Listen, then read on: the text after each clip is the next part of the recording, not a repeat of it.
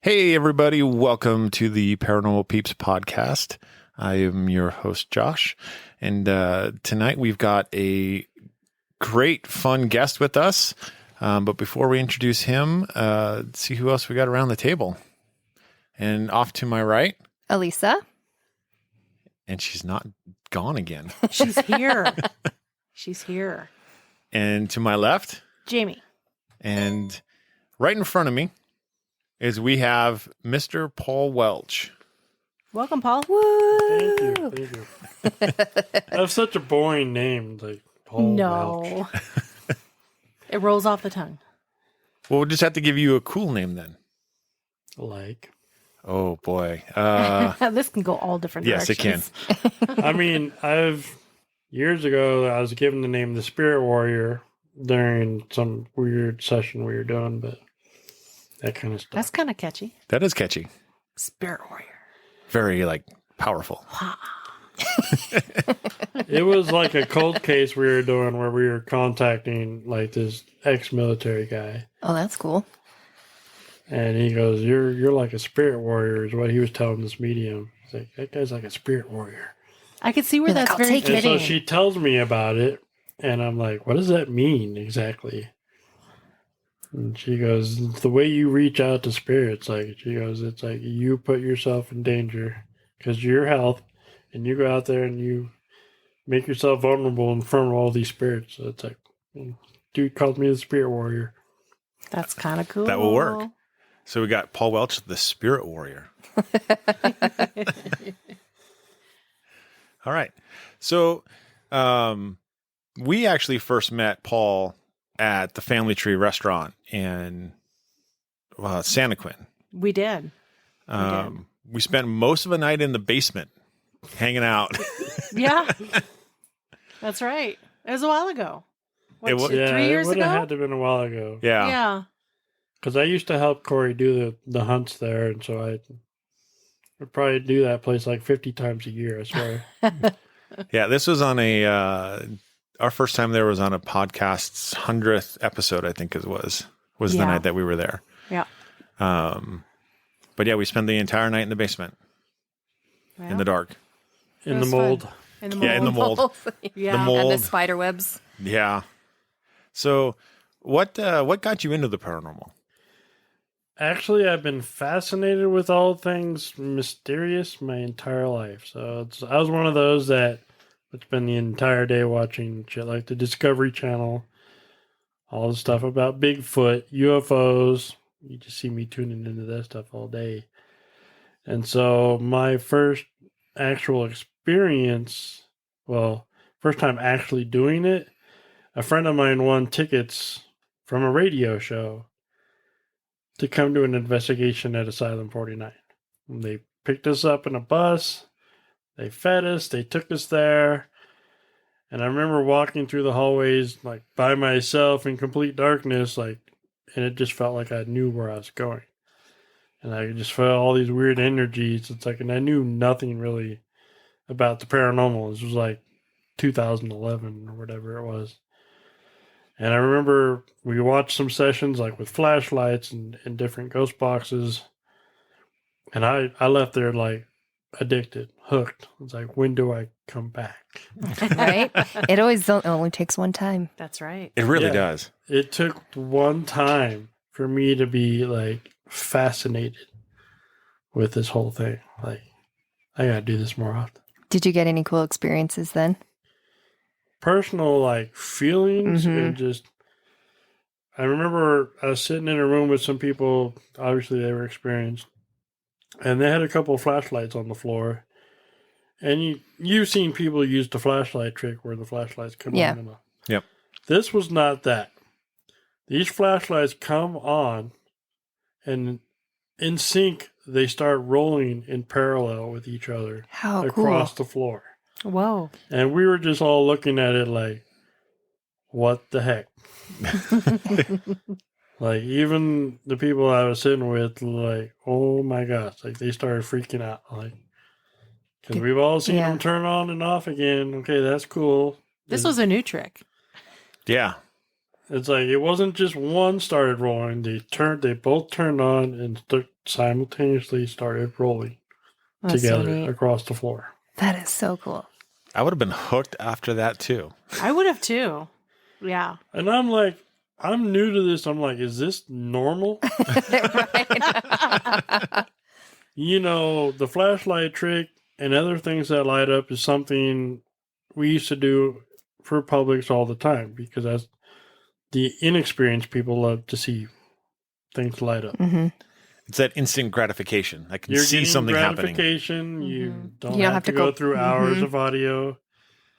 And so those type of pieces of equipment work really well for the public. And I was, at this time, the public. Right. So I never knocked public ghost hunts because that's how I got my foot in the door.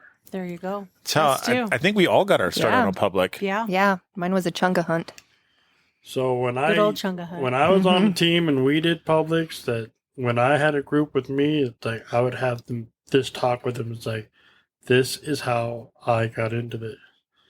It's like I got my foot in the door, I got addicted. Then I started finding out how to do this with my friends. Hmm. How do Yeah. we go out and do this? Yeah, it's like the ultimate friend like night type of deal, right? Like you get together, you go, it's like, hey, let's go hang out. Instead of going to a bar or going to like the movies, it's like we're just gonna go to an old abandoned building and we're gonna go Talk to ghosts. talk to ghosts for the Yeah. night. Ghosts, yeah. Yep. And everybody thought I was crazy. Yeah, you either have the people who think you're crazy or think that You're it's awesome. freaking awesome and Yeah. how can I join? Yeah. Yeah. Well, that's what I get now when people, if I'm wearing like paranormal stuff, like my personal stuff, and I go to a store, they're like, "You're a ghost hunter?" I'm like, "Yes." How do I get into that? That's so fascinating. It's like, that has to be the coolest thing ever.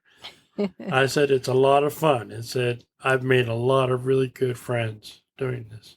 Yeah. Absolutely, you do. Yeah. And I think that's the coolest thing is the paranormal community for as a whole is very accepting of all different types of people. Absolutely. Oh, Oh, yeah. Yeah, I mean, you have your bad apples, but we're all very accepting of each other. Yeah.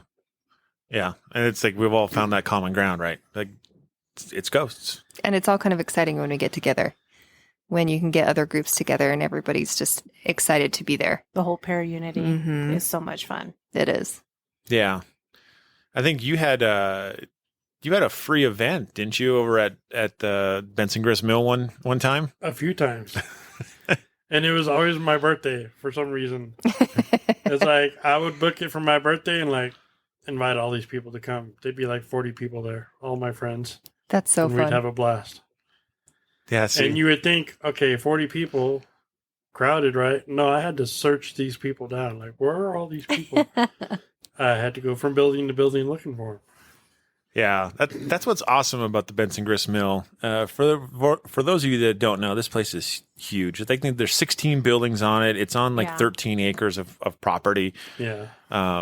You can definitely lose groups of people in that place. Yeah, and it's not I hard. would, because I tried to be the friend and make the rounds and hang out with everybody throughout the night, you know. Yeah, good Yeah. luck with that, especially with everybody moving around. And so I had to track them down. I want to spend time with each of y'all. Like, It's better just like at that point in time to say, hey, I'm going to hold up in this building and you guys come to me and we'll just rotate you through. Right? I wasn't that smart, apparently. I mean, it all start off as a party. You know, we're all hanging out at the tables. We take there's actually pictures of me and like 30 people next to me at that place, you know, and that was for my birthday. Is like we'd have fun. Amazing. That's a great birthday present. That would be Yeah, wonderful. I've done some birthdays there, not because I started it, just because the groups I was with would do an investigation on my birthday. Well, I know Right. WIS would do their barbecue things. I've Yep. come to those Those- a couple times. Those would be on my birthday. That was my birthday. And so yeah, they'd have all this food, and Gary would be like, "You coming?" I'm like, "Food." Yes. food, I'm not going to pass it up. Yeah, I'll be there. I know. I told him, I'm like, you need to get a cake. It's my birthday. Right? He's like, you should have told him red velvet. I know, right? I feel like that's an inside joke. Yes. Okay. So he always jokes to me about like pumpkin spice stuff. And I always joke to him, and other people joke to him about red velvet. I would send him pictures I would take of red velvet cakes. Like, got your cake? Because it's just things we don't like. I don't think he liked red velvet. No. Anything. So. I'm with him on that one. Yeah, I don't like I'm not red a fan of velvet. red velvet. No. It's- And so here's the thing about the paranormal is like, once we know your soft spot, We're going to use it against you. we're going to use it. Danielle's is dolls and clowns. So Hold on. Let me take notes. we're recording this for posterity, so we're good. But as soon as you know someone's weakness, you know, you could definitely get them on a ghost hunt and scare, you know, the living, you know what, out of them. Perfect. So we'll just make sure we get all this information, and then we'll just have a chest full of everyone's no item, and we'll just bring them along when they come along. I was 2 hours on a road trip with Danielle. I think we were going to Montana, and she's like, "You didn't bring the doll, did you?" So now you think about it. Maybe I did. Missed opportunity. It's a little late now to ask. So, Paul, tell me some of the other places that you've investigated. You want the laundry list or Your favorites. Your favorites? Yeah, do your top ones. top ones? Waverly Hills Sanatorium is the top. That place is scary. It's amazing. I love it. I love it. We've And, been twice. Yeah, it's scary. And Washoe Club is probably right up there. And my favorites. Family Tree was my home away from home. Yeah. Mm-hmm. And Asylum 49 because I have huge history of that building. I think that's where I started. My first foot in the door of all things ghost, other than seeing these shows on television. You never forget your first, right? No. Your first paranormal hunt. You never. No. Mm-hmm. Mm-mm. No. I remember falling asleep on the bus ride home, though. Exhausted. Yeah. It's draining. Did you have paranormal hangover the next day where you felt hungover? I don't remember. That means you did.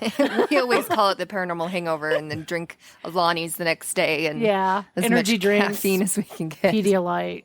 Yeah. I actually had one so bad I was incapacitated for almost 2 days. Yeah, Really? I couldn't do nothing. Just took it right out of you. that's how I am for like the 12-hour hunts. Yeah. We've done a couple of those. When they're overnights, I'm out for like 2 days Yeah. because I still have to wake up and take care of kids, and a lot of the time my husband helps a lot, which Yeah. is fantastic. But still, it's like It's tough. And the older you get, the tougher it gets on the paranormal hangover front. Yeah. We won't go there.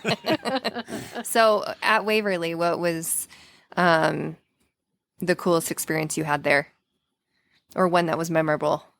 Well, so when we went, I went with Danielle's team, but somehow it ended up being me and just Danielle the entire night, roaming this building. Her team was there somewhere. We didn't. You lose It's them a in that big building. We lost them, and pretty much I just filmed, like I released it on YouTube, just me and her just investigating. But the craziest part, we went to the body shoot by ourselves, and we were about not even halfway down, a third of the way down.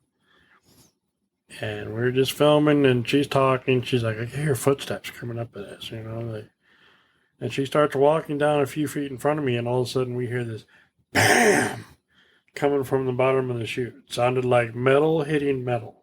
Dang. Like someone just took some huge lead pipe and just hit something metal. Immediately, Danielle turns around, starts running up towards me. She's like, no. And she's freaking the heck out. And I'm like, I'm going to go down and check it out. She's like, you're not leaving me here by myself. Then you're coming with me. And so we walk all the way to the bottom to investigate, like, where did this sound come from? And at the very bottom, yeah, it's metal, big metal. I don't know if it's a door. I think it's a gate, like a door. The whole gate. thing is sealed off. Mhm. Big metal plate. But in front of that, about a foot in front of that, hung a big piece of plastic. Yep. Now, I've listened to the audio on my film, and I don't hear the plastic hit at any time. So if there's something from the inside that hit it, it didn't hit plastic. I don't hear the plastic. And I don't know if you guys ever seen the backside of the chute. No, I've never been on the outside of it. Did they take you to the bunkhouse? No. So in order to get to the bottom of the chute, you have to drive in the back of Waverly and down this windy road. It takes you about 7 minutes to get back to the backside of driving. Okay? Jeez, that's a Because long it ways. just winds. Yeah. And there's a bunkhouse down there you can sleep at after you're done investigating. And hidden in the woods, like, you can't even see where this comes out. I have a picture of it. You'd have to know it's there. Yeah. You know, and that whole property is gated. You've been there, you know that. It is surveillanced. Yep. Heavily surveillanced. Yeah. So I asked them, like, did you see anybody on the property at any time? And of course, if you're investigating with friends, nobody can leave the building and go around To go bang on that door. to go bang on it. So we don't know. Could have been somebody that got onto the property and did it. They would have to know that was there. Yeah. Yeah. Because it's not really visible. Like, you don't know until someone points it out. Well, that's where the chute comes up. Because it's all covered in shrubbery and stuff. Yeah. So you wouldn't know.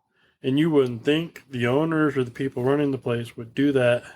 No, she's a very nice gal. I don't see her ever doing And so that. I would That's never Tina. accuse. Tina, yeah, I would never accuse them of doing that. No. Nope. Because if they ever got caught doing that, it'd be game over. You know? Right. Yep. Nobody would book that place anymore, you know. That scared the heck out of us. Bam! That's Well, so cool. I can imagine too, because that tunnel just echoes something fierce too. So I remember it being wet, like, and kind of moldy when we were Mhm. there. bottom is definitely nasty. It was June. It was like 90 degrees outside and 80-something% humidity. Oh man. I probably lost 20 pounds that night. I can imagine. We've only ever investigated in like the spring, like March and April. The Mhm. crazy thing about Waverly, like anywhere else you investigate, you can have your back to some kind of wall Yeah. Yeah. if you're freaking out. When you're in the hallways of Waverly, you got an opening to your side, both sides, your front, your back. Like, they can come at you from any direction. Yeah. Yeah. Sure can. You don't have yourself covered any which way. No. And And so you don't know which way to look when you hear noises. Like, where's that coming from? yeah. And it's tough. Like you hear noises, like you can hear, like we were up on the fifth floor, and you can hear like dogs barking and, Yeah. traffic moving. Cause it's still in Louisville. Yeah. I mean, you're not out in the middle of nowhere. No, although it feels like it sometimes. It does. That's because the property is so huge and you can't see public from the property. Like, No. I can't remember spending too much time on the fifth. I spent a lot on the second. The second was creepy. Every floor's creepy in that place. For me, it was the 4th and 5th Yeah. for sure. Now, on the second floor, we kept seeing shadow people. Oh, see, that's so cool. I haven't seen any shadow people there. Well, Oh, you did though. yeah, but you saw that one walking between you and I up on 5. That wasn't a shadow. That was an apparition. Okay. I So- didn't see it, No. so I don't know. Yeah, we were walking. We were up on the 5th floor, and we had a guide with us because we were there for the first time we were there with the public, and we were Mhm. walking, and I can see someone walking in between Jamie and I, just walking along with us, hanging out. It's funny because when we got there, it's like everybody that was there with me, like they wanted to all go to the gift shop store and buy stuff. So, like, for the first 45 minutes, I'm just wandering the building by myself. Like, where is everybody? I go back to the gift shop. They're all still buying stuff. I'm like, Oh my goodness. I'm ready to go. I know. Let's That's how I go. get too. I'm like, okay, let's go. I don't need a T-shirt. I'm ready to go right now. Let's get it. That's Well, right. and I mean, the thing is like you can only buy stuff when Tina's there, and so Tina will. At least for us, that was the way. So once Tina decides to leave for the night, you're done. Gift shop. You have to closed. buy when you first get there. Yep. Yeah, and Yep. if you don't, you're out. So Put all that stuff online. You know, it's like Yeah. that's true. You can go online. The Waverly Hills has a website. You can just buy the stuff off of there. Although it's not. they don't have everything on the website. No, Their store there it's a lot bigger. and they have ghost hunting equipment there. I didn't. A know few that. items. A few items. We bought a laser grid. Laser grid, yeah. They don't have much there. So That was not my concentration. no, I got brought into the deal like, hey, come film our team. Okay. your team's I'm not there. here. Yeah. The team was there, but if you ever watch my YouTube channel, you'll just see me and Danielle that whole night, like investigating together. When did you guys go? What year you guys go? What year did you guys go? June of 2020. It was after we went. Remember when our team During went? the Yeah. shutdown. Yeah. So we invited another paranormal group and said if anybody on that team wanted to come. Nobody ended up showing up. But I know that after we got back, so many Utah paranormal teams started hitting Waverly. Afterwards. It's like I got invited, everybody. so I don't know how they came about choosing Waverly. Like, Yeah. It was always on my list of places to Oh, go. I think it's on most people's list. Oh, yeah. Yeah, it's amazing. I didn't think I'd go during shutdown. Like, That's the perfect time to go, though. Like no one's out anymore. no, the 6-hour flight with a mask was a little ridiculous. That's true. That's why we drove. We drove. Yeah, but we went before the pandemic. So. Yeah. Yeah. Yeah, we had we didn't take a direct flight into Louisville, and so we took this roundabout trip. We flew to Indianapolis and then rented a car and drove down.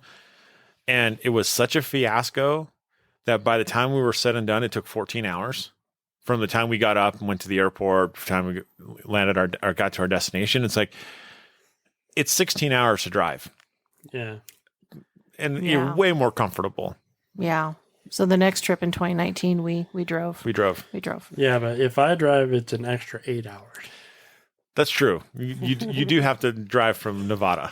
A little different. A little different. I'm not complaining. I like where I'm at.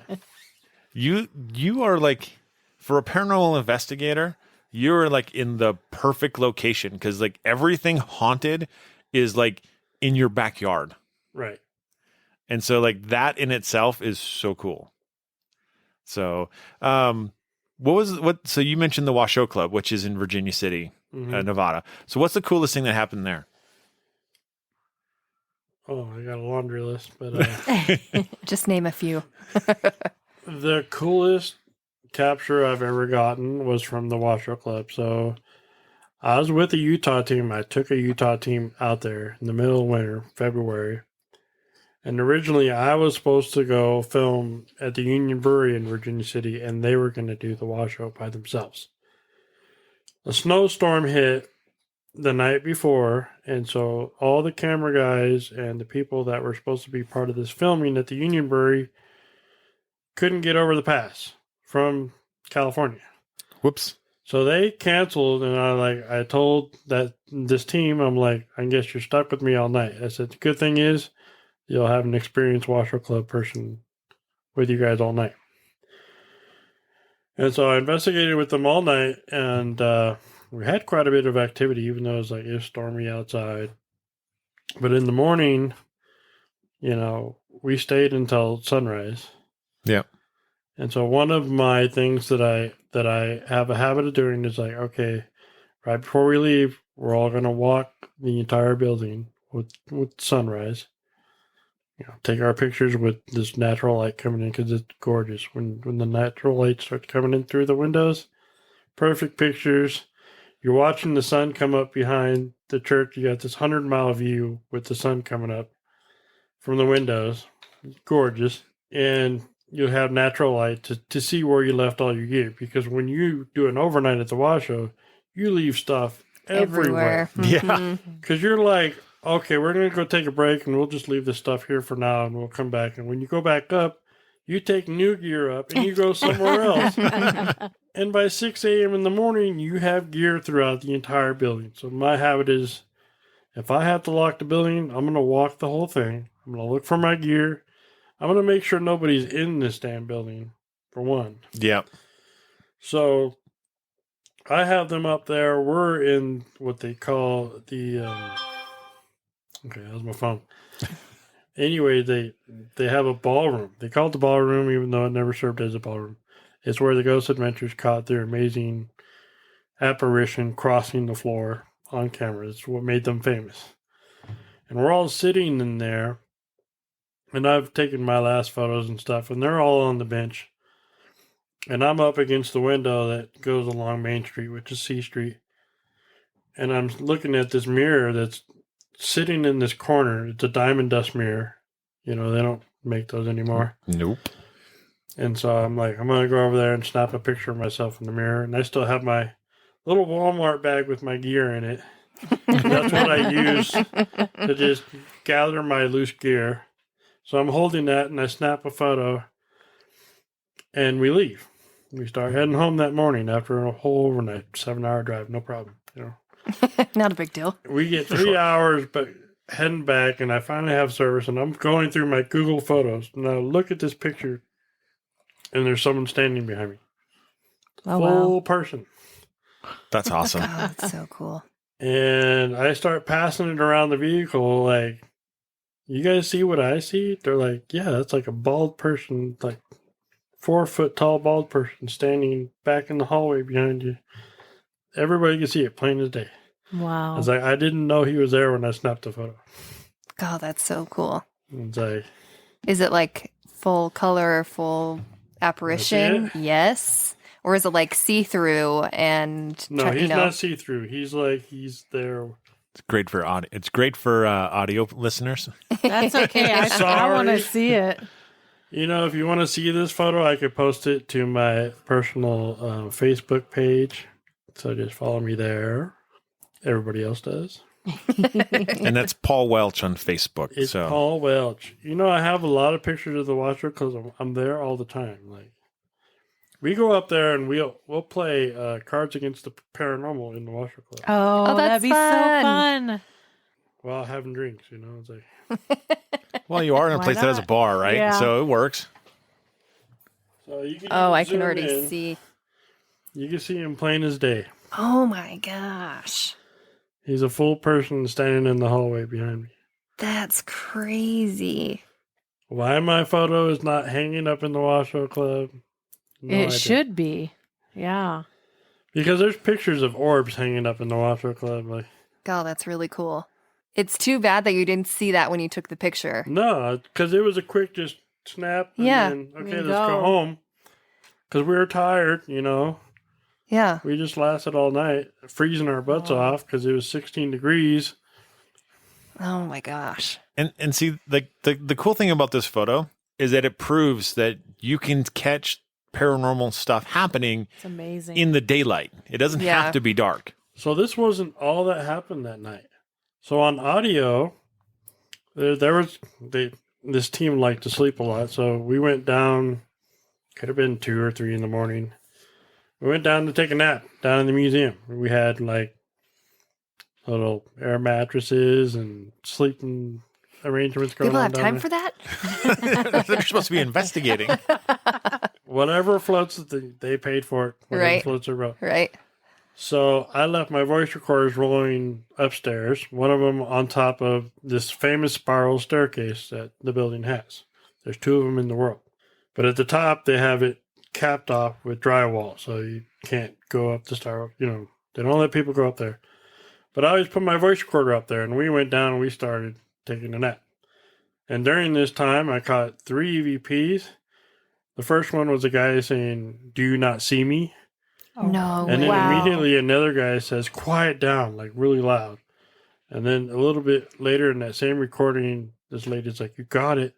Clear as clear, like you don't even guess what like it says. Class A EVPs. Like clear, like someone's in the building. that is Wow. so cool. But like the old wooden floors in this building, like you would hear people approaching Mm-hmm. the voice recorder or even coming in upstairs because you have to walk up these old rickety stairs, push open this back door to the second floor, and it makes like, because the wood rubs up against each other, Mhm. it makes this like really loud noise as you come into the floor. Yeah. So you don't hear none of this. You just hear the voices. Wow. God, that's so cool. Love it. It's like you can hear it like on my YouTube. Like I have these audio clips like plain as day. Like there's no guessing. Like that's not what I hear. Like no, it's clear. That is Oh, awesome. That's awesome. It's- I love getting good EVPs when nobody is talking. Who the doesn't thing- love EVPs? The thing right? about the Washer Yeah. Club, my experience is they're not gonna. At least with me, Uh-huh. they don't ever say anything when I'm in the building. As soon as I walk away and I leave stuff running, I caught all my EVPs that way. Now, when I take my friend Michelle, they call her the ghost magnet, and it's for a reason. We could just sit up there and she could do a 10-minute burst session and she's catching stuff left and right. Oh, my wow. God. I'm like, No, not That- fair. not fair. Because I have to trick these spirits and say, okay, good night. Leave my stuff hidden up there, running, recording them the whole time. And then, just like the picture, it's Uh-huh. like he probably didn't know he was in the reflection of the mirror. Wow. Yeah, He probably not. thought he was safe, out of the way, not seen, standing there watching what we're doing. But you can totally tell he's looking right at you. Yeah. God, It's like I so could take cool. you to that building and show you exactly where he Yeah. was standing. We'll have to take you up on that. 100%. If you guys ever come into town, I'll give you the portional tour. Awesome. I could take you to all the cool spots. I'm down. I'm there. You just have to come out. It's really not that far of a drive for us. No. No. Like, so the plus of coming from here to there, like if you left at 7 in the morning here, it's 6 in the morning there. Yeah. You're getting out You there gain an hour, yeah. noon, 1 o'clock, and you still have all night to play around. And like I said, if you're out there for 3 or 4 days, God, that'd be you so can see a fun. lot. So, what places would you recommend to go see out there? Well, Virginia City is like, when you, other than investigating, it's like you have stores up and down. So you have antique shops, candy shops, bars, you name it. Like it's total shop after shop. You get to eat it, all the good grub.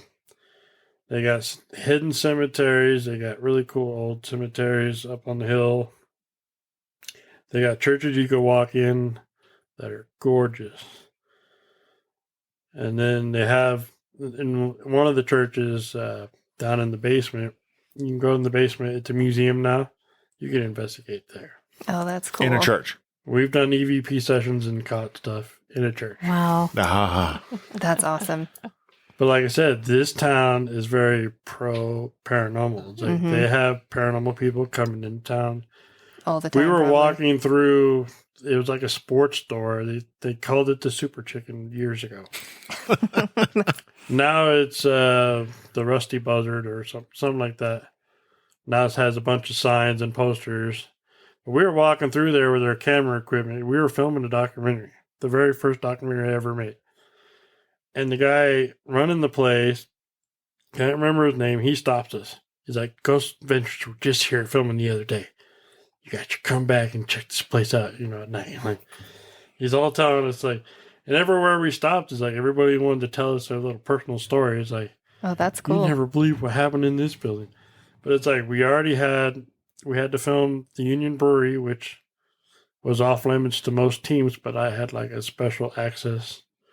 And now the lady who owns it, like, is a personal friend of mine. She's like, she'll let me stay the night, whatever.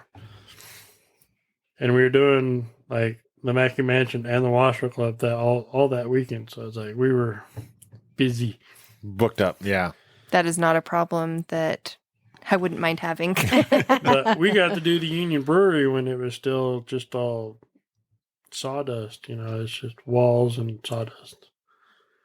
And now it's a beautiful bar. Zach and his crew, the Ghost Adventure crew, went in there. He lasted 2.5 hours. That's it? That's all he investigated, and he got scared out of his. Really? He ran out of that building. Oh, I want to go. Right? I said, I've done this building. That's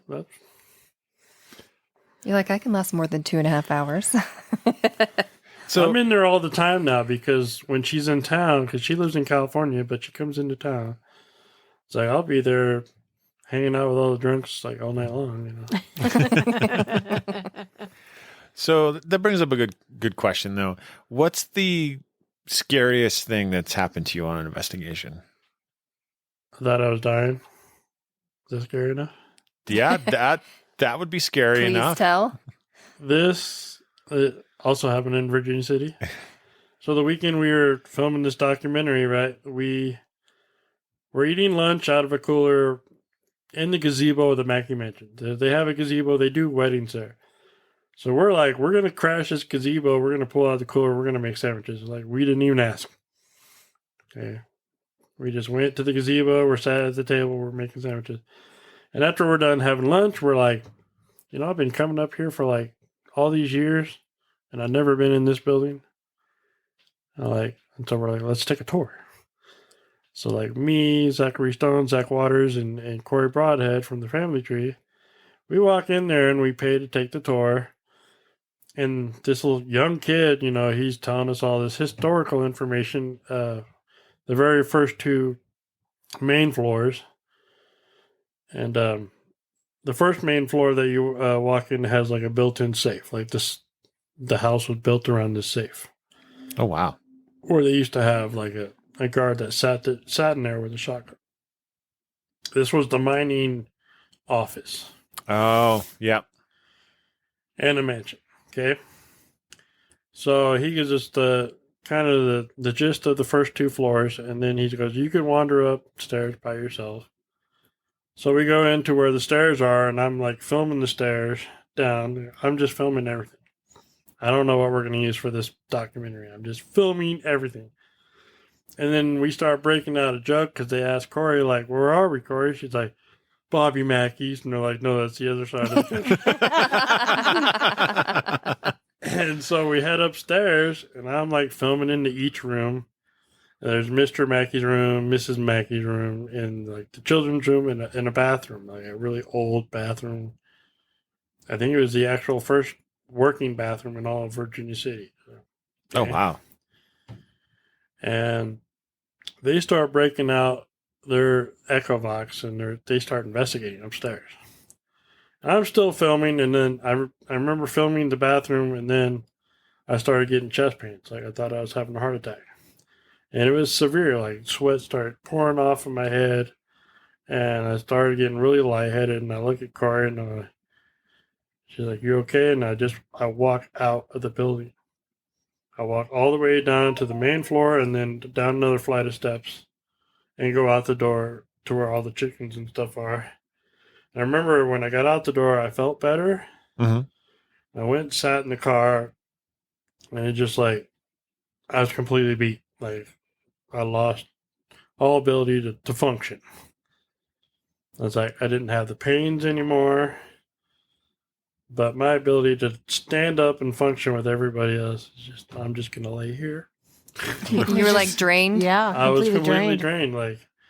And I thought I was going to die. I'm like, I'm going to die up in Virginia City where there's no hospitals. Like we're 20 plus minutes from the nearest hospital. Like, Yeah. Yeah. I'm going to cry because that's what it felt like. Jeesh. How long did it take you to recover from that? Hours. Wow. So I went back later and I told Dawn, and she's actually a good friend of me now. She's the docent. She lives in the basement. And so she told me, she goes, a lot of people have this sensation upstairs. And she tells me about the story of these 2 bank robbers that came in to try to rob the safe. They opened the safe.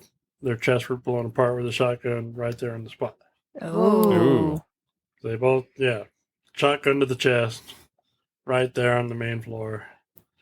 Wow. He goes, so a lot of people take on this pain, like you're having a heart attack. And when we went and filmed my Spirit Chronicles episode there, we had one of us get attacked there as well, and she had to leave town. Like she went Oh, back wow. down to Reno.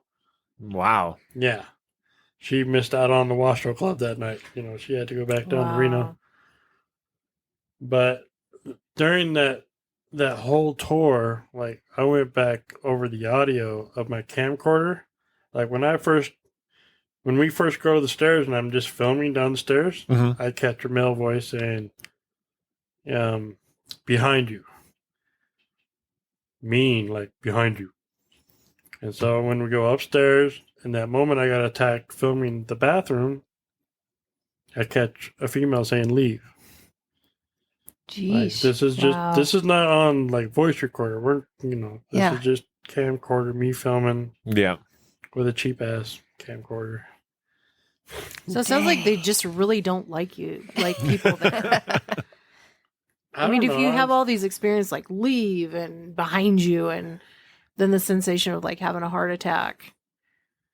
I don't know, because when I've been in there millions of times since without a problem. Really?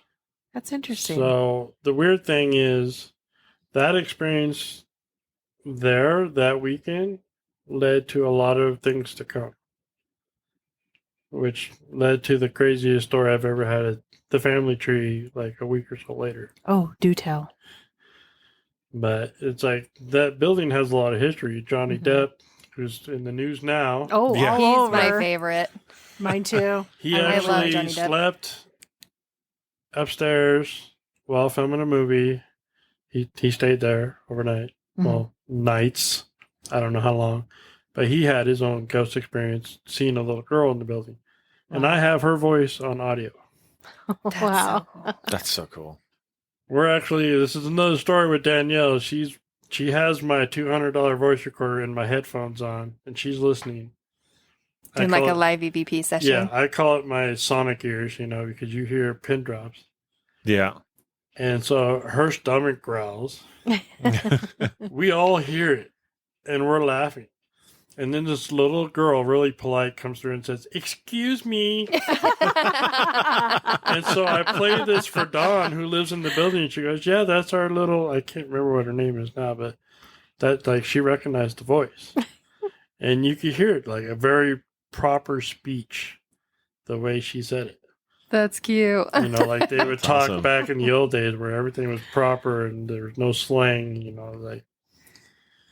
That's cool. That is Yeah, it's cute. like it felt like my experience at the Mackey may have unlocked things in me to have experiences after that. Because before that, I was just a tech guy that, like, I don't ever get cold spots. I don't see nothing. I'm just a tech guy, Right. Sensitive as a rock.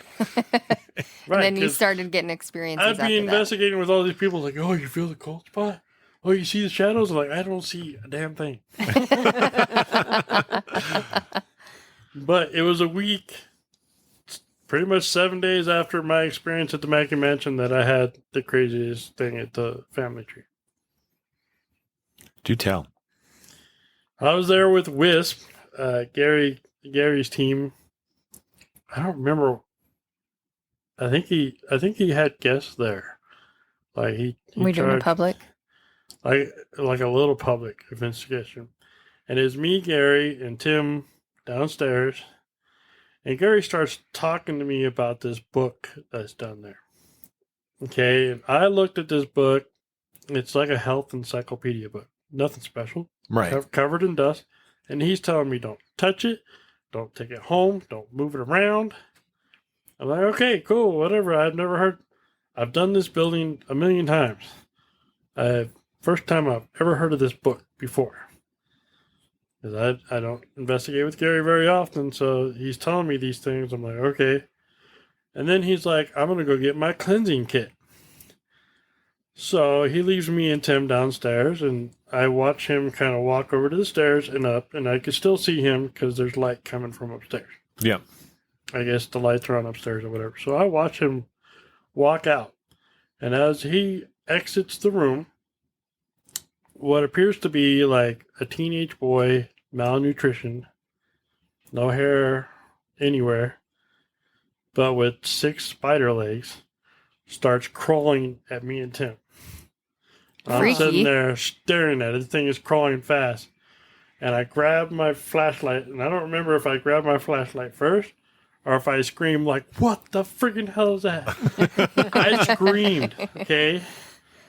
And I get my flashlight, and I get up, and I'm like pointing over there, and I walk over there. I'm like, "What the hell did I just see?" Corey heard me upstairs freak out, and she comes down like, what's going on?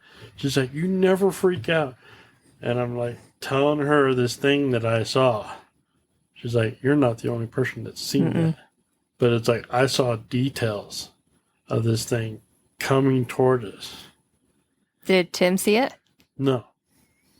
Oh, crazy. I think he was looking at me because I was sitting there doing an Echobox session or something. I was doing something. Yeah. I have it all on audio, like me freaking out, like somewhere on my computer. On all the audio I have, which is millions of minutes. Crazy. yeah. In order to find out that exact night, I would have to go through all of it because it's so much.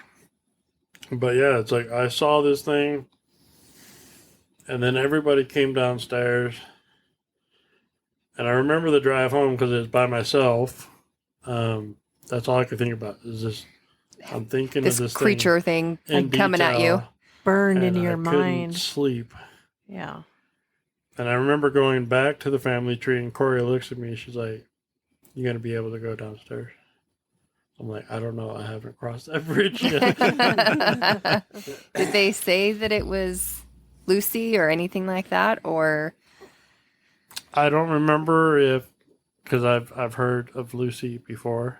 Yeah, they generally say for that venue, I guess, that Lucy likes to portray herself as a young girl, like innocent and. But this was You more know, like So I wonder if it could be the same one, just took on a different form. You know what I mean? this was like a malnutrition boy, and the weird thing was there was maybe months later I went back just to visit Corey. I popped in. They were doing a different investigation there. And we're outside talking, and somehow my experience comes up, and she goes, "I had this girl from high school come in and do an investigation by herself for a school paper. And she knew nothing about the building, nothing about my experience. And when she came upstairs from the basement, she told Corey about what she saw, and it was identical to what I saw." Oh, wow. Oh, wow. Oof. You don't sleep after that. No. Well, maybe what you got to see is what Lucy's form really likes to look like.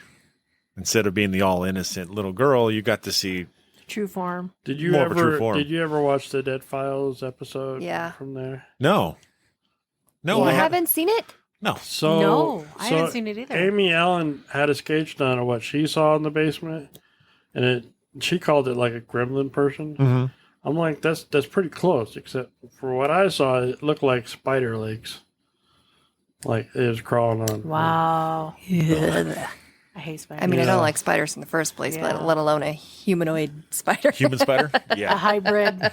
Yeah. No thanks. And I came to terms after that with this thing was more scared of us than we were of it. Well, I'm the only one that saw it that night, but if I think about what was about to happen, Mm-hmm.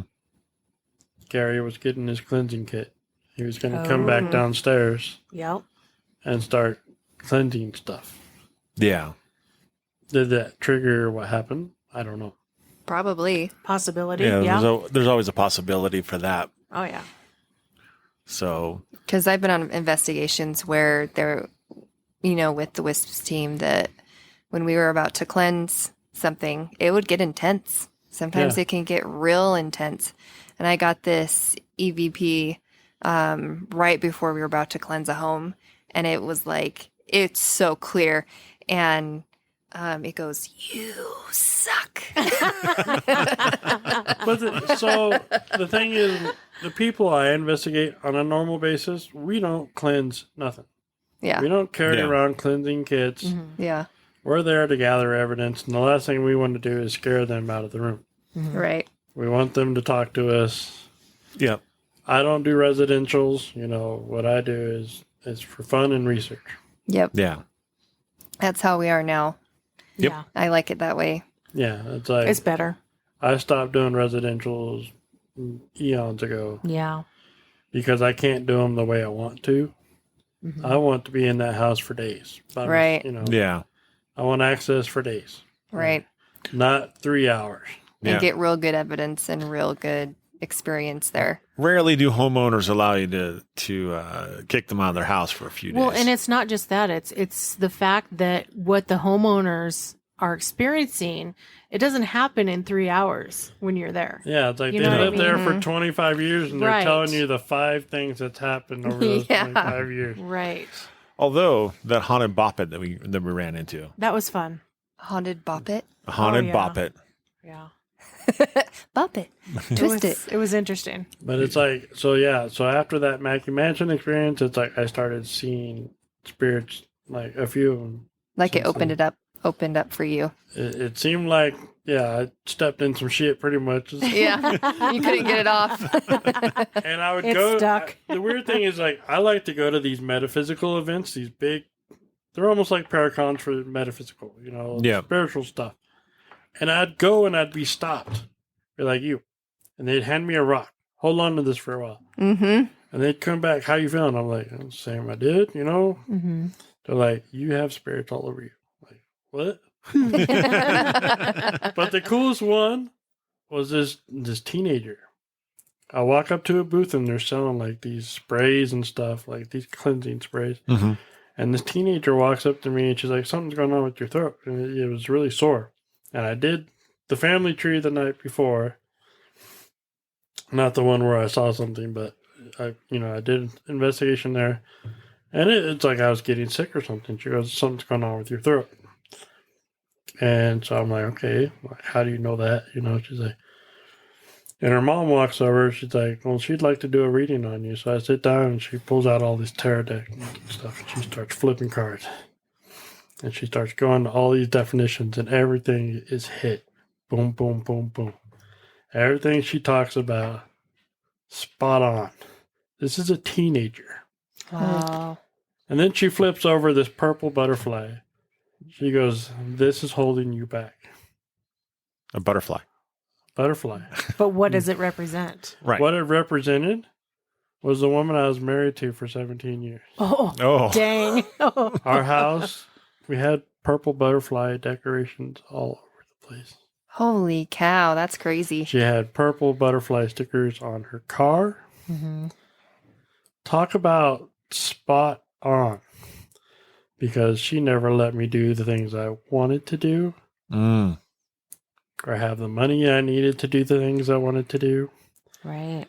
So I'm like, wow. And then she starts telling me, she goes, your whole energy is full of this black sludge. She goes, you would need multiple cleansings to. And then she's like, how often do you investigate the paranormal? I'm like, probably twice a week because I was going hard back then. Like, Yeah. and she goes, this is all that negative energy just collecting on you. And it's just, I was going through a really rough time. Negativity. I got divorced of all things. So Mm-hmm. all these negative things were happening. Boom, boom, boom, boom, boom. Health was crap. I was in control of nothing. Right. Even my job sucked. Oof. So, Do you think that had any relation to what you were doing? I mean, some of it in relation to what you're doing with the paranormal, or do you think it was coincidental? I think paranormal is a big part of it. You surround yourself with negative energy all the time. We can start having You start that having effect. negative thoughts. Yeah. Mhm. It's affect like I know a lot of people that were married in the paranormal, not no more, Yeah. and they both would go ghost hunting together, just like I did. Not no more. Watch out, guys. The only thing I can say is be careful how often. Like, I was going hard. Like, Yeah. I was knee deep twice a week at least. And then all day when I'm not ghost hunting, I'm posting about the paranormal. Right. So now living in Reno, it's like I've stepped back. I'm not involved because being involved in Utah Paranormal, I run a page still, a group page to this day for Utah Paranormal. Yep, I'm a member of it. Yeah, it's like, and I was posting heavily to that. I was posting all the time. I was fully enwrapped in every possible way. I was talking to the paranormal every day. Yeah. Yeah. Just fully engulfed in it. So now I have like a normal life where I do some paranormal on the side. There you go. So it's about finding this balance, right? More or less. Yeah, and I was growing up the family tree a lot. Yeah. And that's a pretty dark place. It It's is. a dark place, so you got to be careful. You know. Yeah. I think that's a good advice to people that get into the paranormal is just to watch the negativity, watch how often you're doing it, and try to like Balance it out a little balance bit. it out, but also cleanse yourself. Clean yourself in a sense, spiritually clean yourself as you go, because you don't want to get that negativity built up for so long, because things happen. Like, I think we've all heard of stories of people who've been in the paranormal who have ended up, committing suicide or murder and other things that have been pretty negative Yeah. along that. Well, I think you can also get like the paranormal burnout where you do it so much and it becomes all consuming, and then it affects your life in such a negative way Yeah. if you don't have your balance. Yeah. I mean, it really obviously depends on like what you do with your investigations and how you investigate, right? Because you can go to the same place and investigate negatively where you're egging things on and telling them to come fight me, or you can do it the respectful way, which I figure is about how a lot of groups do it. Well, how You many know. times have we said, "You go ahead, use my energy"? Oh, that's a no-no. That's a big no-no. Too many a times. lot of us do it, and And yeah, like I used to do that when I first we'd started. get Especially when you're new. comfortable. Yeah. We'd get comfortable. So one of my crazy abilities to connect to the other side was I make myself relatable. Mhm. Some people are like, well, why do you get so much? I've gone in that million times, I get nothing. I was like, maybe spirits don't like you. Right? If you're relatable, I crack jokes. I can not tell you some of the weird things I've asked in the family tree. One of them was about underwear one time. It was really crazy. I had everybody laughing, and that's the one thing people loved about me is like, you think of some off the wall, funny things, like you'll start singing, you'll start doing weird things, Yeah. and the spirits they talk to you. Like, I was in a prison shower once and I asked about dropping the soap. Yeah. I actually caught a spirit laughing in the basement of the family tree because I asked something about touching my butt. And like this female laughing, like there's no females with us in the basement. That's cool. That's awesome. Yeah, one time when I don't know, I'd probably been ghost hunting for, 2 years maybe. And we were at a theater, and I mean, they had been doing, like, I had been taught, like, if you feel safe, if you feel fine, go ahead. And if you want to, say, you can use some of my energy to move something or to turn the light on and off or to, create some type of evidence, right? To make a noise. And so we were at this theater, and we're in the basement, and we're in like this, the dressing room of the theater Was it the one like down 300 in Salt Lake. Yeah. I And can't remember the name of it. Is I it know. Off Broadway? Yes, or Broadway? Off-Broadway. Yeah. we're on Off-Broadway. I've been there. And we're down there, and I'm like, there's probably, I don't know, like 4 of us right there just sitting there. And I'm like, you can go ahead and use my energy if you want. just some of my energy or whatever. And all of a sudden it was just like I got tunnel vision, right? I was like, I was getting ready to pass out. So if you've ever passed out before, you get this tunnel vision and it gets black and then just slowly sucks you in, right? So I get this tunnel vision. It's like, and I'm like, my body is like shutting down, right? And so it's like I used my will and took it back, right? And it opened everything back up. And I was like, never again. I'm never doing that again. Scary. Well, the scary part is when someone has to call in for the holy water on you. Yeah. Really? I was investigating, I don't know if you guys have heard Eureka, Nevada. Heard of it. There's a couple spots out there that you can investigate. There's the cafe, the Eureka Cafe, which used to be like an American Chinese restaurant, and there's tunnels underneath. Ooh, cool. And the way they had it set up was they had a living area with 4 bedrooms. When you booked the place, you got the 4 bedrooms. You got to stay there, and you had access to the tunnels, the restaurant, everything.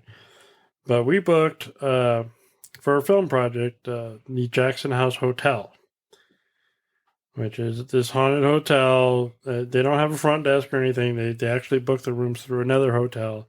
We booked the whole place for 3 days. How cool. $250. Done. Jeez. Done. Right? Done. Like, we had the hookup, and we go there to film. We have all these lights, all the cameras. Like, we're doing this big production. And the first, was it the first night? The first night we kind of just hung out and partied. It was like a Friday night. We were chilling. We all just made the long drive, so it was hangout night. But then the second night, I'm filming. It sounded like a zipper noise. Now my shoes.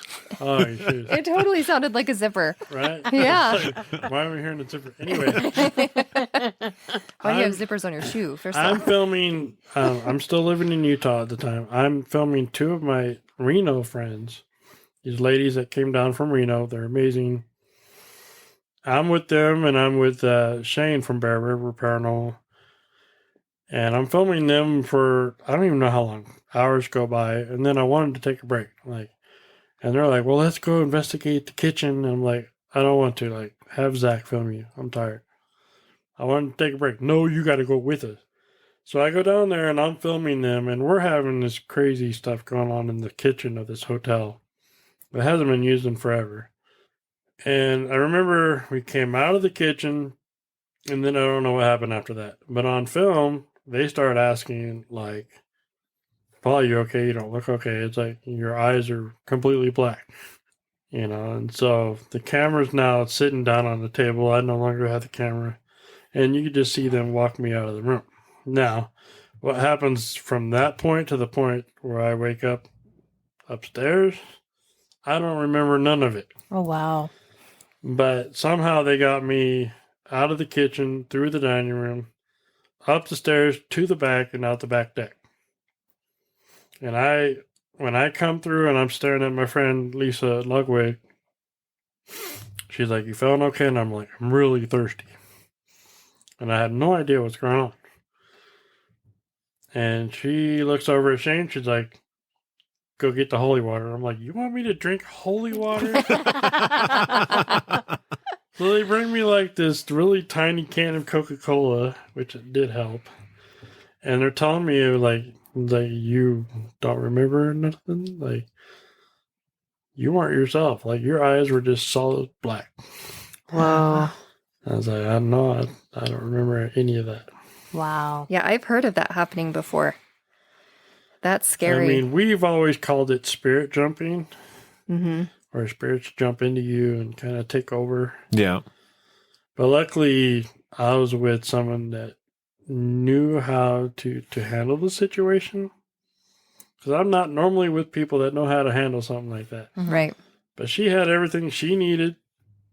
Plus, she adores and loves me to death. So it's like all that good, positive energy helped whatever. Right.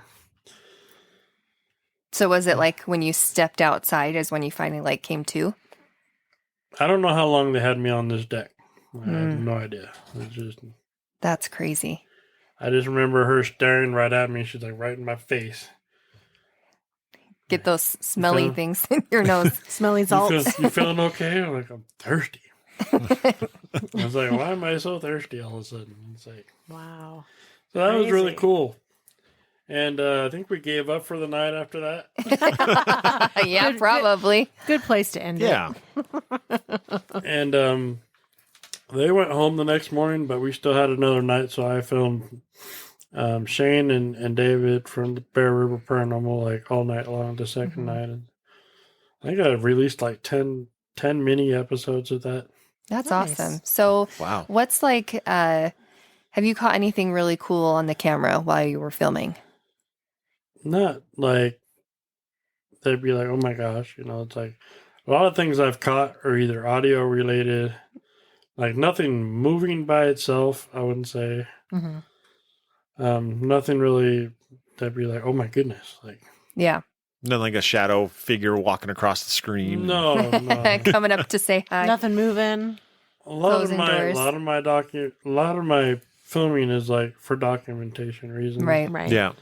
I'm definitely not like a glory type filmer where I glorify or overproduce stuff. Yeah. It's like I like the raw.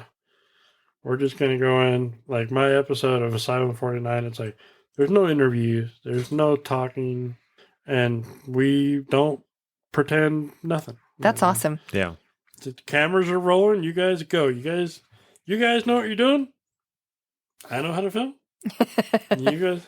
Sometimes I'll be like, let me get in front of you, and I'll have you guys follow me, and I'll walk backwards. And like, Yeah. I'll coach them as far as like, here's how I need to film you, but I don't coach them on what to do or anything like that. And it's like I need to get this cool shot, so you guys walk towards me while you're using the spirit box, and I'll film. That's awesome. Simple stuff. Simple, yeah. I mean, Simple, raw, real. Yeah. Which is Right? these guys that I film with, they've been doing it longer than I have. They know what they're doing, so. Yeah. Yeah. Well, and the thing is, though, too, like, I think I appreciate that more than the over dramatized Oh, stuff. 100%. Yeah. It's, it's if you get caught being overly dramatic and doing things for viewership, right? Then it's hard to take anything else into account than what you're doing. And so if it's raw and real and you get stuff, cool. If you got nothing, hey, you know That's what? how it goes sometimes. That's how it works. Yeah. I don't attract a lot of views, but I really don't care. Yeah. Well, because for you, it's not about the views. No, the actual first documentary was, can we do it? Yeah. Mm-hmm. Yeah. Is it possible? Like, do we have the talent to do it? Yeah. Can Right. we do it? Do we want to listen to it and watch it after we get it done? Because if you can't even watch it, then nobody else is going to want to Well, watch when it. you're a rookie camera guy with just self-taught editing skills, Yeah. you look at it like this is an obstacle that I can't overcome. Yeah. So that first documentary was like, it's not super good, but some people say it's good. hmm It's like that was our first attempt. We had no idea what we were doing. Well, you got to start somewhere. That's We right. went out there and we filmed a bunch of shit, and they're like, "Paul, assemble all this, put it all together, I think make the magic happen." the first time we released a YouTube video, our very first YouTube video was It's rough. It's so rough. It's rough. And then we did the second one, which was Eureka Unearthed, which happened in Eureka, Utah, when we had access to all those buildings. Yeah. I loved that place. It's like we were a little more okay. We kind of know what we're doing. But do we really know fully? No. It's like It's learn as you go. It's like, hey, Yeah. Paul, you got like 60 hours of video to kind of make a film out of. Here you go. Condense. Good luck. Take 60 hours and we need a 1 hour episode. Pretty much. Like we filmed everything. I swear Zachary never stopped hitting the record button. He filmed everything. Yeah.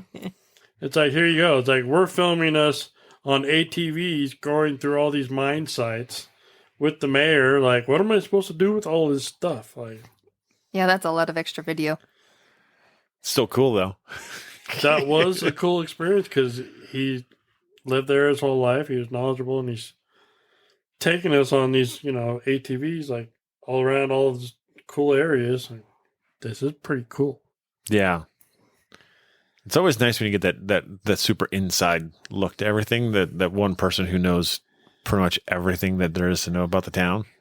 Because we had all those buildings, we had the mine buildings, we had the mayor taking us around. We had his help.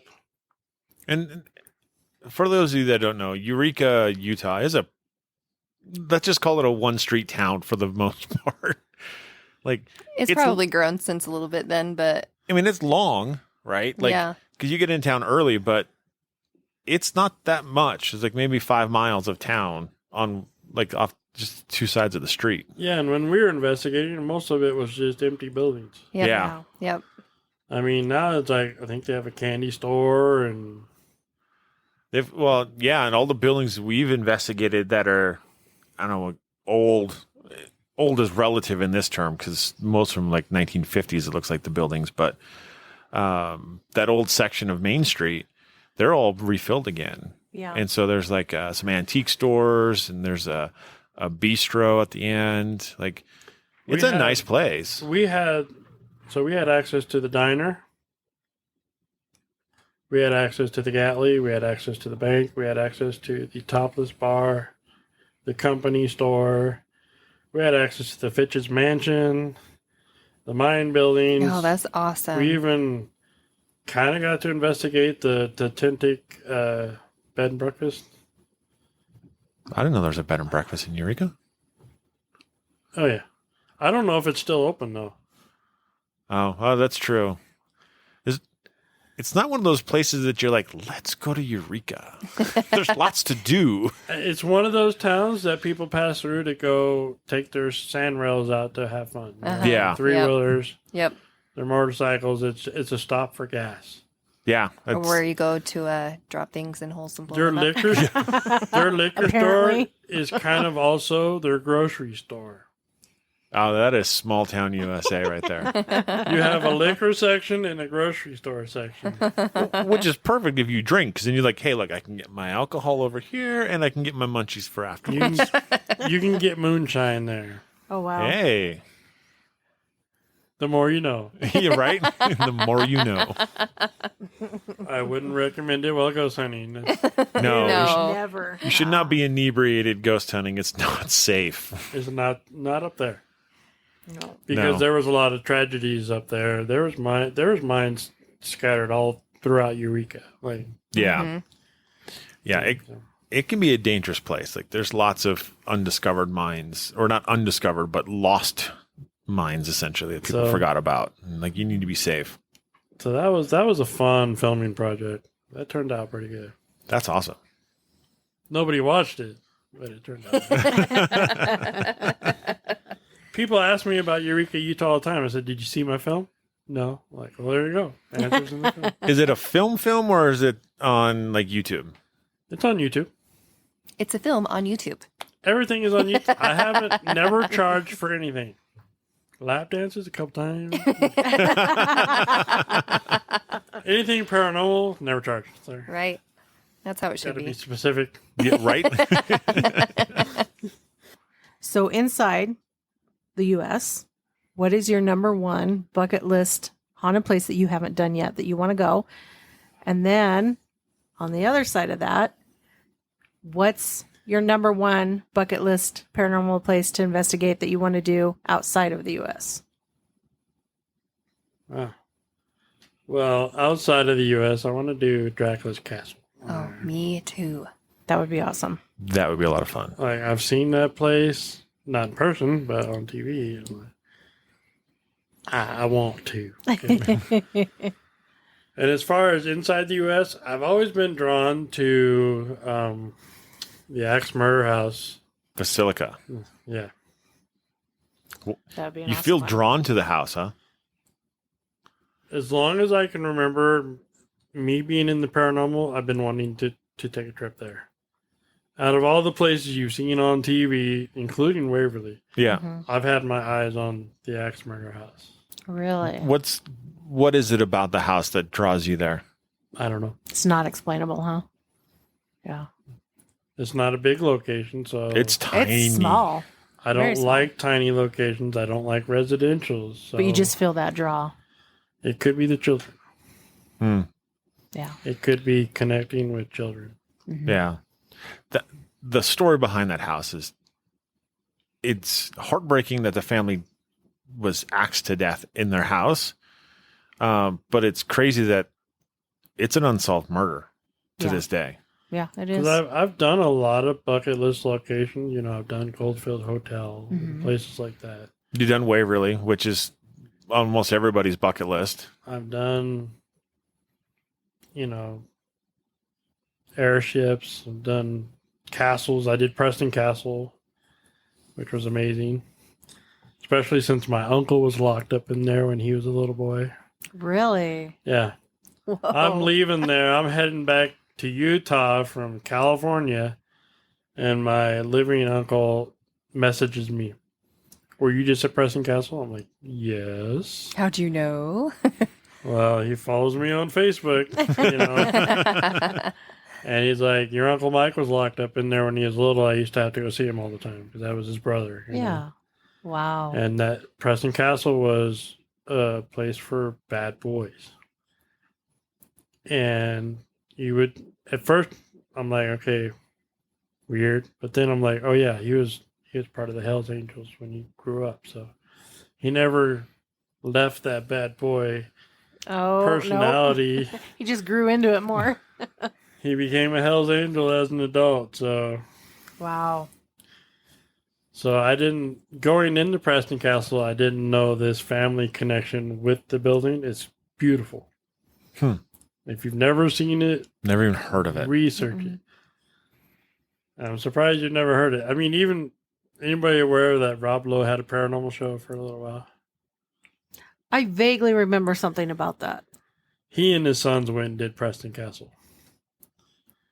And I have multiple three friends that are docents at Preston Castle right now, so Wow. they help do the ghost. In Nevada and California, docents are a thing where they're like volunteers. Mm-hmm. And so at Preston Castle, when you're investigating, you have to have a docent with you in eyesight at all times Right. for your safety. Not Makes from the sense. spirits, from the building itself. Because there's parts where there's holes that go up multiple floors. Oh, Oh, yeah. It looks really beautiful on the inside and it's falling apart on the outside. And they use the money from the tours and the ghost hunts to help restore it. Right. yeah. And I think that's one of the things that I love about going out and do investigation stuff is a lot of times the money does go to fixing up these locations so that other people can enjoy them. Yes. And so that you can continue to enjoy them Yeah. and come back. We seem to be losing a lot of Utah locations. It's just kind Mhm. of sad. Yeah, I think part of it is some people have done the wrong thing in locations and have gotten people to shut down. And they're like, look, we're just not going to do this anymore. Yeah. I mean, we heard of a place up in Ogden. I can't remember where it was, but they had allowed people in there for years to do investigations. Was that the Union Station up there? Yeah, I think it was Union Station. Yeah, and they're they like, want- the last time they did it, they came up in the next day and it was just trashed. And they're like, we're done. We're just, if you can't respect it, we're not going to allow people to come in here and do it. Yeah. Mm-hmm. Yeah, Ogden, And I don't blame them. Ogden had the Union Station. They also had that one hotel that's now apartments. The Yep. Ben Lemond. A lot of people will ask about that on Facebook, and you can't go there. Nope. They ask about a lot of places they can't go. There used to be a store called Making Sense Yeah. on 25th. Mm-hmm. You could investigate there. I Mhm. have plenty of times. It's gone. What? Oh, He closed, but the building's still there. I mean, it's a matter of going and establishing with the new owners Yeah. yeah. an ability to go, because that basement goes underneath the building behind it, supposedly to where the tunnels used to be. Yeah. That was the rumor that was tied into the Ogden Underground. And I don't believe that rumor for a second. I don't believe in no underground tunnels. I think it was just basements that were all connected together. And that wasn't for a secrecy thing. That was probably for safety. Yeah. If you have, because they had fires back then that would wipe out entire towns. Oh, yeah. So you think about, there's a fire, It'd be nice to have an escape route to this next basement over and over and over to get away from the fire. Yeah. Yeah. It would make sense to me Yeah. more than like some criminal underground tunnel. Maybe they used this access to take stuff. Now, like in Eureka, Nevada, they had tunnels that were actually dug by Chinese people. That's believable. But the mafia spending that much time and effort, I don't buy it for a second. Especially the mafia in Utah. I could see it more so people trying to live a polygamous life and not get caught living a polygamous life. I can believe that more so than the massive, Mormon mafia running around. Oh, jeez. I mean, if you think of the effort it would take to just dig tunnels underneath major cities, Yeah. It's a lot of effort and energy. you're going back to the Templar Knights type of era where they would do that kind of stuff. Like Yeah. And it's not Portland, right? It's not the Shanghai tunnels where they would again, take people out and put them in boats. Shanghai tunnels. What are we talking about? We're talking about Asian people Mhm. Yeah. who are known to dig tunnels. Yeah. Yep. Yeah. Even Virginia City had tunnels underneath the streets. Were they also dug by the Chinese? I have no idea. I could see that being dug by But- miners too. So here's the thing: is because of the mining, there's miles and miles of mine tunnels underneath Virginia City. Yeah. I If they believe ever that. had a huge earthquake, Town's going under. They're sinking. you can go into a bar in Virginia City, go to the very back, pay a few dollars, and go down into the mines for a tour Okay, that's cool. through the bar. That's awesome. That is neat. That's interesting. Through the bar. It's called the Ponderosa, and they do like live music on the weekends. They get pretty loud, but during the day, you just walk past the bar all the way to the back, buy a ticket, put on a hard hat, Down you go.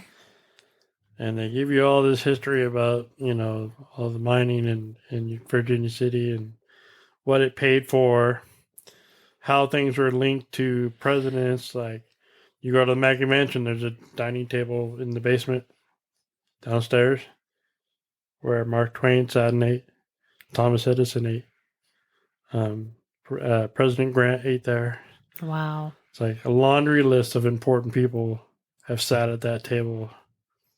See, that would just need just to sit at the table at that point because you're sitting at a table where lots of history. I've investigated at that table. That is awesome.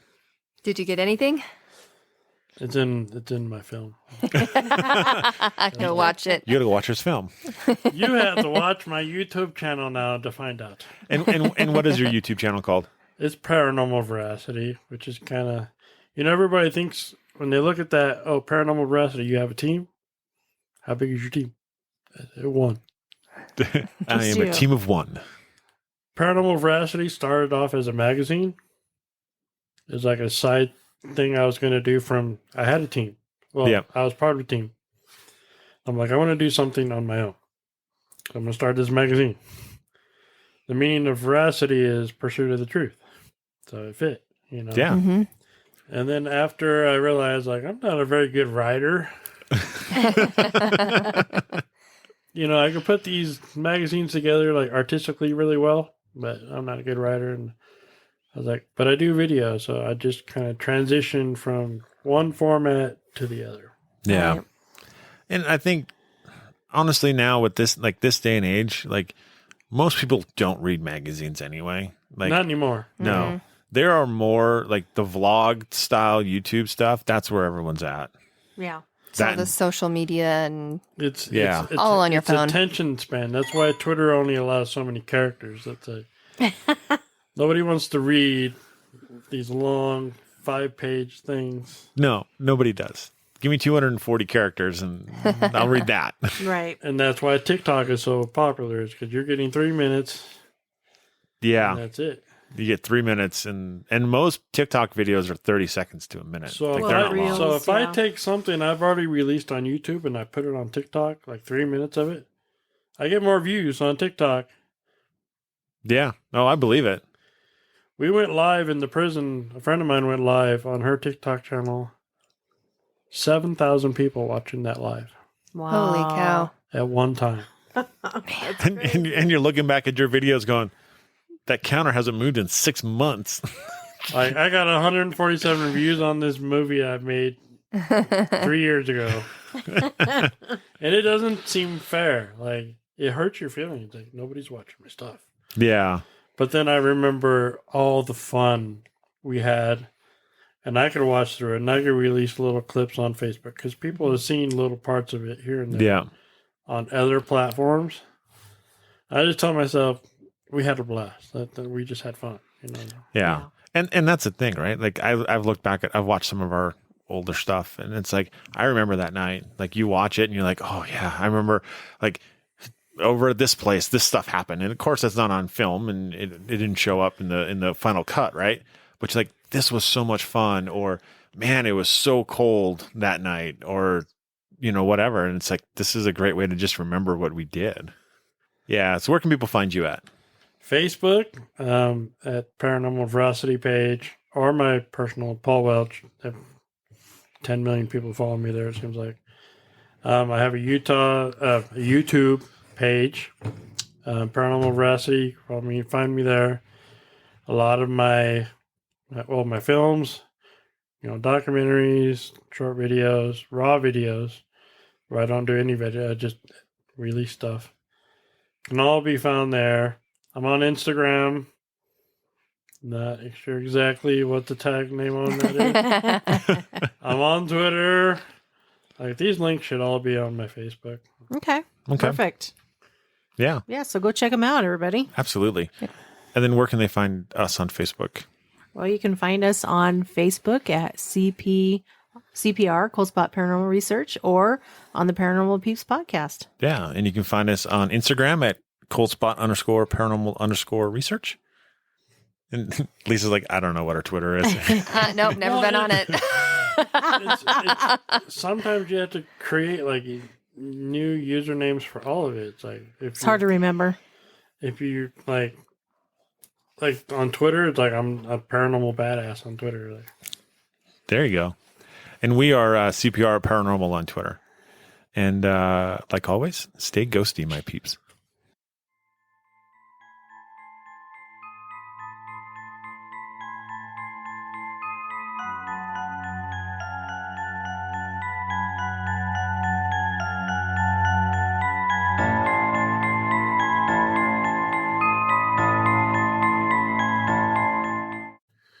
Thank you for listening to the Paranormal Peeps podcast. You can find us on social media at Twitter at CPR Paranormal, on Facebook at Paranormal Peeps Podcast and Cold Spot Paranormal Research. And you can find us on Instagram at coldspot_paranormal_research.